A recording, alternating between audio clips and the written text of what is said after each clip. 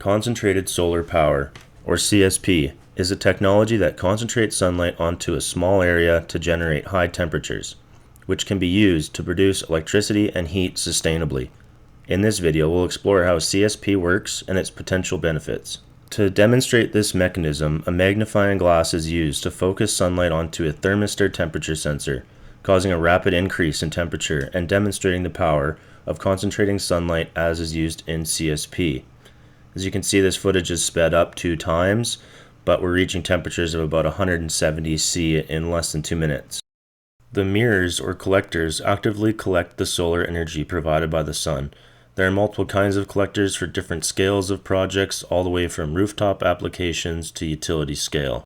Here's a chart comparing 3 different types of solar generation. We've got solar PV at around 400 to 500 watts per meter squared, evacuated tube about 700 watts per meter squared, and CSP at about 850 to 1000 watts per meter squared. The International Journal of Low Carbon Technology's 2011 findings that the best solar performer was a natural convection heat pipe system, or concentrated solar, where the maximum temperature reached up to nearly 100 C or boiling water temperatures. Such temperatures enable the use of hot water for electrical generation, space heating and cooling, or industrial process heat for maximum flexibility of use. We can also store this heated water to overcome solar intermittency in 3-inch insulated tanks, where our heat loss will only be 22 BTUs per foot squared per hour.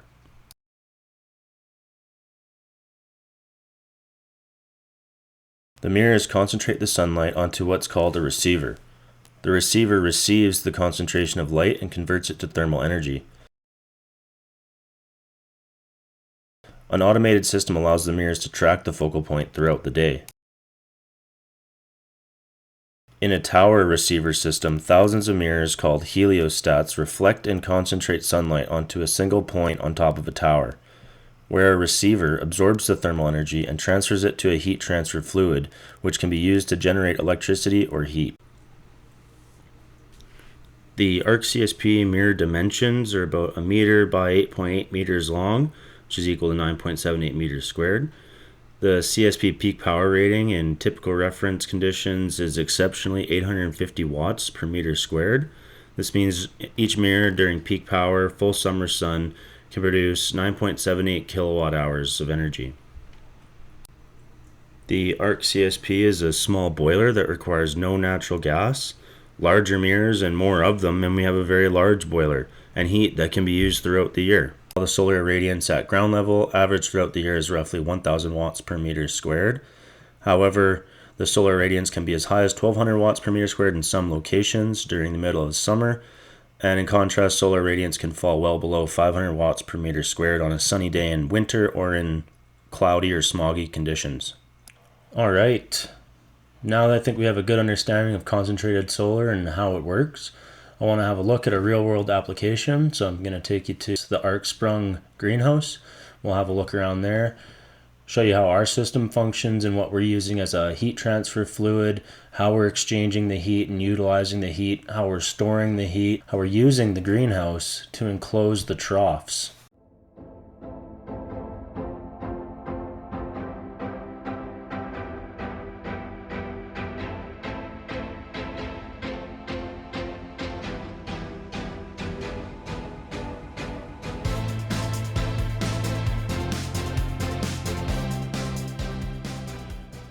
Okay, so here's a great shot of how clear that membrane is.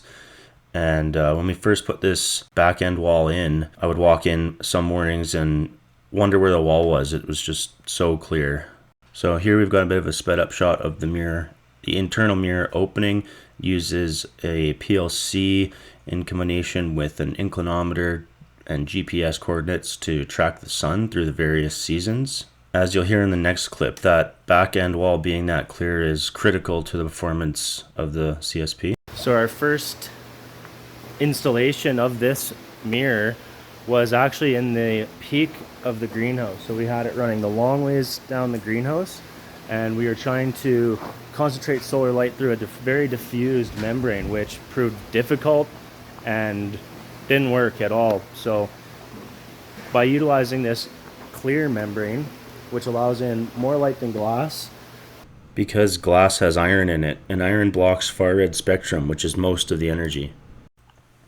So now we can talk about just how we're utilizing that heat.